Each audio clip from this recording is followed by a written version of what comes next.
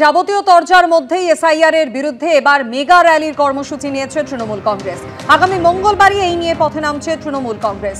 Red রোডে আম্বেদকর মূর্তির পাদদেশ থেকে জোড়াসাঁকো পর্যন্ত হবে এই মিছিলে হাঁটবেন মমতা বন্দ্যোপাধ্যায় এবং অভিষেক বন্দ্যোপাধ্যায়। মঙ্গলবার দুপুর 1:30টায় এসআইআর এর প্রতিবাদে তৃণমূলের এই মহা কর্মসূচি।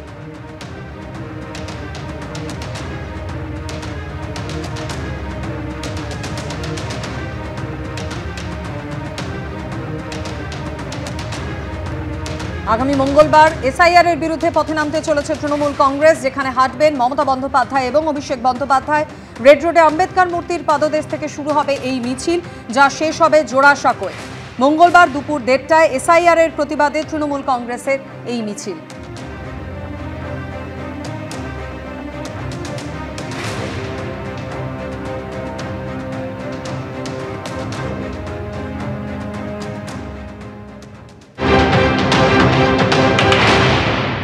মমতা বন্দ্যোপাধ্যায় নিজে রাস্তায় নামছেন 4 তারিখে।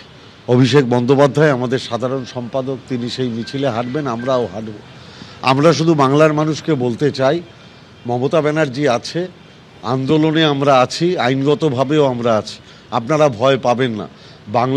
বাঙালিকে শেষ করা যে চক্রান্ত ভারতীয় জনতা পার্টি করছে এবং তাতে সাথ দিচ্ছে মির্জাফর রুফি কিছু বাংলার বাঙালি, তাদের বিরুদ্ধে ঐক্যবদ্ধ হয়ে লড়াই করে আমরা এই লড়াই জিতব। এ লড়াই পলাশির প্রান্তরে সিরাজদুল্লাহর লড়াই হবে না, এ লড়াই মমতা ব্যানার্জির জয়ের লড়াই হবে। আগামী মঙ্গলবার যেখানে এসআইআর এর যেদিন থেকে কাজ শুরু হচ্ছে, অর্থাৎ যেদিন থেকে বিএলওরা বাড়ি বাড়ি যাবেন, একেবারে সেই দিনই এই মেগা র্যালির ডাক দিয়েছে তৃণমূল কংগ্রেস। অর্থাৎ এসআইআর এর বিরুদ্ধে সুর আরো চালাচ্ছে তৃণমূল। আর এই র্যালি নিয়ে কটাক্ষ করেছেন বিজেপি সাংসদ সুকান্ত মজুমদার।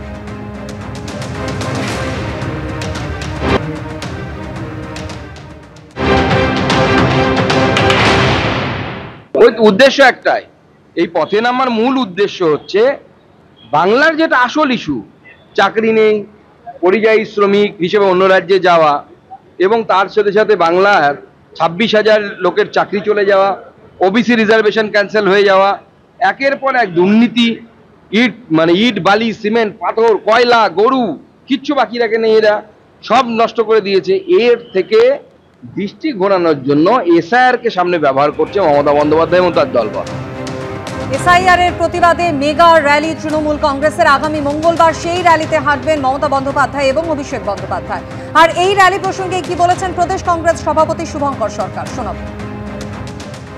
দিন ধরে তো তারা বলছিলেন যে এসআইআর মানছি না, তারপরে তো দেখলাম তারাও BLA 1 BLA 2 নির্ধারণ করছেন, তারাও এতে পার্টিসিপেট করছেন, এলাকায় এলাকায় বলে দিচ্ছেন, আর বাইরে তারা বলছেন আমরা মিছিল করব, মুখ করব, অথচ নিজেদের ফোর্সকে রেডি রাখছেন। ব্যাপারটা তো আমরা কেউ বুঝছি না। এসআইআর ইস্যুতে গত শুক্রবারই ভার্চুয়াল বৈঠক করেছেন অভিষেক বন্দ্যোপাধ্যায়। একাধিক নির্দেশিকা তিনি দিয়েছেন। 294টি বিধানসভা কেন্দ্রের প্রত্যেকটিতে একটি করে ওয়ার রুম চালু করতে হবে। সেখানে 15 জন করে থাকবেন। 10 জন সরাসরি BLA 2 সঙ্গে যোগাযোগে থাকবেন, বাকি 5 জন ডেটা এন্ট্রির কাজ করবেন। একটিও বৈধ ভোটারের নাম যাতে বাদ না যায়। BLA 2 যেমন BLOর সঙ্গী হবেন এবং বিভিন্ন স্তরের নির্বাচনী সুপারভাইজাররা ERO এবং AEROর সঙ্গে সমন্বয় রেখে চলবেন।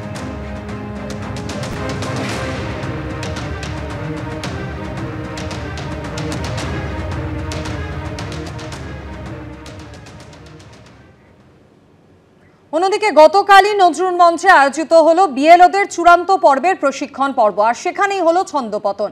নির্বাচন কমিশনের আশ্বাসের পরেও অন ডিউটি ছাড় নিয়ে অস্পষ্টতা। নজরুল মঞ্চে বিএলওদের বিক্ষোভের মুখে পড়লেন কমিশনের আধিকারিকরা।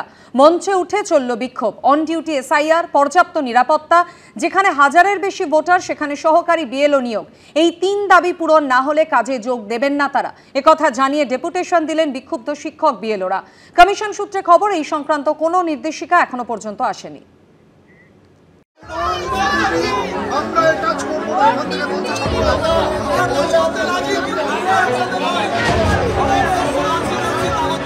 বিভিন্ন মহল থেকে বিএলওদের উপর বিভিন্নভাবে হুমকি ধুমকি ইত্যাদি একটা পরিবেশ তৈরি হয়ে আছে। কোনো বিএলওরা যদি কোনো অবস্থায় কোনো বিপদে পড়ে তার দায়ভার কে নেবে? কাজ করব সারাদিন, তারপরে আবার রাত্রিবেলা বেরোবো। এসআইআর আবহে শনিবার রাজ্য জুড়ে বিএলওদের চূড়ান্ত পর্বের প্রশিক্ষণ শুরুর দিনেই ছন্দপতন। বিএলওদের একাংশের বিক্ষোভের মুখে পড়লেন নির্বাচন কমিশনের আধিকারিকরা। নজরুল মঞ্চে বিশেষ প্রশিক্ষণ শিবিরে শ্রোতার আসন ছেড়ে মঞ্চে উঠে বিক্ষোভ দেখালেন বিএলওদের একাংশ। কাজে যোগ না দেওয়ার হুঁশিয়ারি দিয়ে ডেপুটেশন, বাদ গেল না কিছুই। সরাসরি ছবিটা দেখাবো। এই মুহূর্তে আমরা রয়েছি নজরুল মঞ্চে এবং সেই নজরুল মঞ্চে বিএলওদের নিজের ট্রেনিং, সেই ট্রেনিং একেবারে যখন চলছে, সেই ট্রেনিং শেষ হয়েছে, তার পরবর্তীকালে বিশৃঙ্খলা যারা বিএলওরা তারা বলছেন তারা একেবারে স্টেজের ওপরে উঠে পড়েছেন। এক একটা বুথে 1200-1500 করে ভোটার, এদের যদি সবার বাড়িতে বাড়িতে ইনফরমেশন ফর্ম দেয়া, এত কাজ, আবার ভোটার আপলোড করা, আমরা স্কুল করে কখন করবো এটা? বাড়ি ফিরতে ফিরতে 6:30, 7টা, 8টা বাজছে, তারপর কখন হোম ভিজিট, কখন বিএলওর কাজ। মঙ্গলবার থেকে শুরু হবে এনুমারেশন ফর্ম প্রক্রিয়া। ওই দিন থেকে ভোটারদের বাড়ি বাড়ি যাবেন বুথ লেভেল অফিসার বা বিএলওরা। তার আগে কাজের সময় আর নিরাপত্তা নিয়ে বাঁধল সংঘাত। আমাদের অন ডিউটি দিতে হবে এবং সিকিউরিটি, এটা ছাড়া অসম্ভব কাজ করা। আমাদের সিকিউরিটি কোথায়? আমাদের সিকিউরিটি? আমাদের অন ডিউটি দিতেই হবে, এটাই আমাদের দাবি। পরিস্থিতি সামাল দিতে আসরে নামতে হয় পুলিশকে। আপনারা দয়া করে বসুন, সাহেব একবার স্টেজে উঠুন, সাহেব কি বলে শুনুন। নজরুল মঞ্চে এদিন 6টি বিধানসভা কেন্দ্রের প্রায় 2000 জন বিএলওকে নিয়ে চূড়ান্ত প্রশিক্ষণের আয়োজন করা হয়েছিল। প্রথম পর্বে টালিগঞ্জ, যাদবপুর, কসবা ও মেটিয়াবুরুজ বিধানসভা কেন্দ্রের 1000 জন বিএলও প্রশিক্ষণ নেন। দ্বিতীয় দফায় প্রশিক্ষণের জন্য ডাকা হয়েছিল বেহালা পূর্ব এবং বেহালা পশ্চিম বিধানসভা কেন্দ্রের 800 জন বিএলওকে। এইসব বিএলওদের সিংহভাগই হলেন শিক্ষক। শাসক বিরোধী শিবিরের নানা নেতাদের হুমকি হুঁশিয়ারিতে এমনিতেই চিড়েচ্যাপ্টা অবস্থা বিএলওদের। সম্প্রতি দিল্লিতে পশ্চিমবঙ্গ সহ সব রাজ্যের মুখ্য নির্বাচনী আধিকারিকদের নিয়ে বৈঠক শেষে নির্বাচন কমিশন জানিয়েছিল বিএলওদের এসআইআর সংক্রান্ত কাজের সময় অন্য কাজ করতে হবে না। এই নিয়ম প্রযোজ্য থাকবে বিএলও হিসেবে দায়িত্বপ্রাপ্ত স্কুল শিক্ষকদের ক্ষেত্রেও। কিন্তু নজরুল মঞ্চে প্রশিক্ষণ নিতে আসা বিএলওদের অভিযোগ ঠিক উল্টো। তাঁদের দাবি কমিশনের এই সংক্রান্ত কোনো লিখিত নির্দেশিকাই তারা পাননি। আজকে নজরুল মঞ্চে উঠেছে, কালকে অন্য জেলায় উঠবে, তারপরের দিন অন্য জেলায় উঠবে, এটা উঠবেই স্বাভাবিক। কারণ শাসক দলের পক্ষ থেকে গুন্ডারা, বদমাশরা এবং রাজনীতিবিদরা, নেতারা, মন্ত্রীরা যেভাবে হুমকি দেখাচ্ছে, সেখানে নিরাপত্তা একটা বড় প্রশ্ন হয়ে দাঁড়িয়েছে। আমরা আশা করব যে নির্বাচন কমিশন অ্যাক্টিভ ভূমিকা পালন করবেন এবং সঠিক পদক্ষেপ নেবেন। এই ঘটনায় শুরু হয়েছে রাজনৈতিক চাপানুতোর। বিএলও বিষয়ে নির্বাচন কমিশন কি করছে, শিক্ষা দপ্তরের কাছে কোনো লিখিত কমিউনিকেশন নেই, অথচ ওরা রাজ্যে এসে এসআইআর করবে বলছে। শিক্ষকদের যদি বিএলও বানাতে চায়, শিক্ষা দপ্তর একটা প্রপার কমিউনিকেশন দিক লিখিত। এটা সরকারি সংস্থা, একটা সরকারি সংস্থা একটা সরকারি সংস্থাকে চিঠি দিতে কি সমস্যা আছে, কি লুকোছপা আছে আমি বুঝতে পারছি না। কমিশনের দায়িত্ব সুরক্ষা দেওয়া, আর সুরক্ষা না দিতে পারলে, আক্রান্ত হলে বিরোধী দলনেতার সঙ্গে যোগাযোগ করবেন, আমিও যোগাযোগ করে দেব, পূর্ণ সাহায্য করব। আগে কমিশন জানিয়েছিল এসআইআর চলাকালীন অন্য কাজ থেকে বিরত থাকতে পারবেন তারা। তবে বর্তমানে কমিশন সূত্রে খবর, এসআইআর বিজ্ঞপ্তি জারির পরে এই সংক্রান্ত কোনো নির্দেশ আসেনি। পার্থপ্রতিম ঘোষ, রুমা পাল ও ঋত্বিক প্রধানের রিপোর্ট, এবিপি আনন্দ। কৃষ্ণনগরে জগদ্ধাত্রী পুজোর বিসর্জনে গন্ডগোল, আর সেই ঘটনা নিয়ে এবার পুলিশকে নিশানা করলেন শুভেন্দু অধিকারী। কৃষ্ণনগরে জগদ্ধাত্রী পুজোর বিসর্জনে হিন্দুদের ওপর নির্যাতন। কোতোয়ালি থানার আইসি অমরেন্দু বিশ্বাসের ভাষা থেকেই স্পষ্ট, হিন্দুদের কি চোখে দেখে মমতার পুলিশ প্রশাসন। জগদ্ধাত্রী পুজোর বিসর্জনে পুলিশি ব্যবস্থায় খামতি ছিল। নিজেদের ব্যর্থতা ঢাকতে জনগণকে লাঠিপেটা পুলিশের। শুক্রবারের ভিডিও পোস্ট করে এমনই অভিযোগ করলেন শুভেন্দু অধিকারী।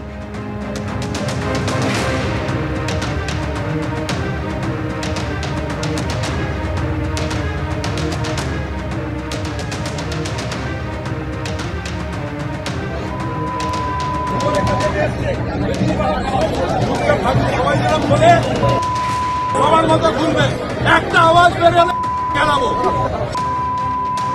কুটিয়া করে এখানে কুত্তার মতো ফেলে বললেই খেলাবো।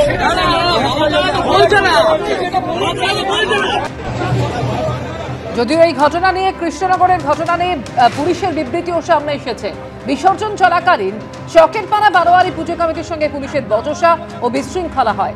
পুলিশের নির্ধারিত নির্দেশ অমান্য করে প্রতিমা নির্দিষ্ট স্থানের বাইরে দান করিয়ে রাখা হয়েছিল, যার ফলে অন্যান্য প্রতিমার ভাসানে বিঘ্ন ঘটে এবং পুলিশের দায়িত্ব পালনে বাধা সৃষ্টি হয়। পুলিশ শান্তিপূর্ণভাবে ভাসান সম্পন্নের অনুরোধ করলে অশালীন ভাষা প্রয়োগ, পুলিশকে অশালীন ভাষায় আক্রমণ, চকের পাড়া বারোয়ারি সদস্যদের, পুলিশের কাজে বাধা এবং মহিলা পুলিশ কর্মীদের সঙ্গে খারাপ আচরণ করা হয়। পরিস্থিতি নিয়ন্ত্রণে আনতে মৃদু লাঠিচার্জ হয়েছে। চকের পাড়া বারোয়ারি পুজো কমিটির সদস্যদের বিরুদ্ধে অভিযোগ দায়ের হয়েছে। সরকারি কর্মীদের কাজে বাধা এবং মহিলা পুলিশ কর্মীকে শারীরিক হেনস্থার অভিযোগে মামলা হয়েছে, এমনই বিবৃতি কৃষ্ণনগর জেলা পুলিশের।